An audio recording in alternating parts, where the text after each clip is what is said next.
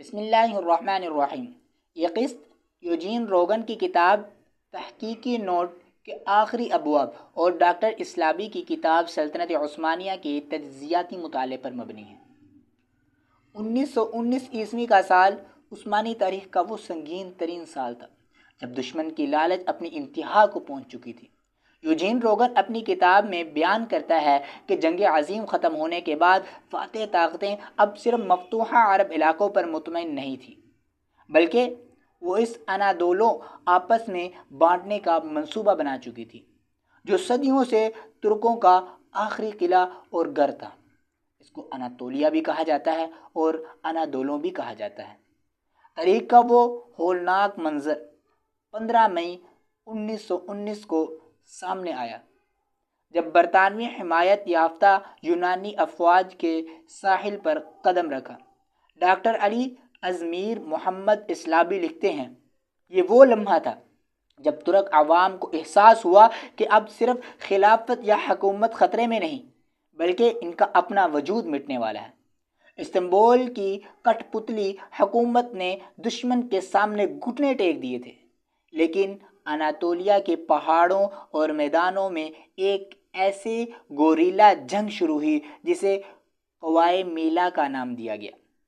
Eugene rogan لکھتا ہے کہ اگست 1920 عیسوی میں جب پیش کیا گیا معاہدہ سیورے کیا گیا تو وہ کسی بھی غیرت مند قوم کے لیے موت کے پروانے سے کم نہ تھا۔ اس معاہدے کے تحت سلطنت عثمانیہ کو صرف ایک چھوٹی سی پٹی تک محدود کر کے باقی تمام علاقے برطانیہ، فرانس، اٹلی اور یونان میں بانٹ دیا گیا تھا۔ لیکن اس دوران انقرہ سے ایک نئی اور باغیانہ آواز ابھری۔ مصطفیٰ کمال، جس کا مکمل نام یہ لیا جاتا ہے مصطفیٰ کمال پاشا اتا ترک، مصطفیٰ کمال کی قیادت میں ایک ایسی تحریک نے جنم لیا جس نے استنبول کے کمزور سلطان کے احکامات کو مٹانے سے انکار کر دیا اور دشمن کے خلاف اعلان جنگ کر دیا۔ ڈاکٹر اسلابی اس دور کے ایک تلخ پہلوان کا ذکر کرتے ہیں کہ ترک قوم اس وقت دو حصوں میں بٹ چکی تھی۔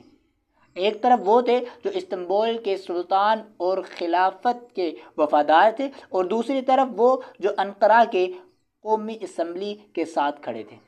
یہ خانہ جنگی اور بیرونی قبضے کا وہ دورہ عذاب تھا جس نے سلطنت کی جڑوں کو کھوکھلا کر کے رکھ دیا تھا۔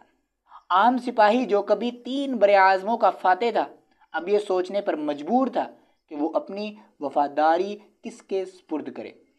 انادولوں کے اس ریگزار میں لڑی جانے والی یہ جنگ آزادی کیا سلطنت کو بچانے کے لیے تھی یا ایک نئی سیکولر ریاست کی بنیاد رکھنے کے لیے تھی؟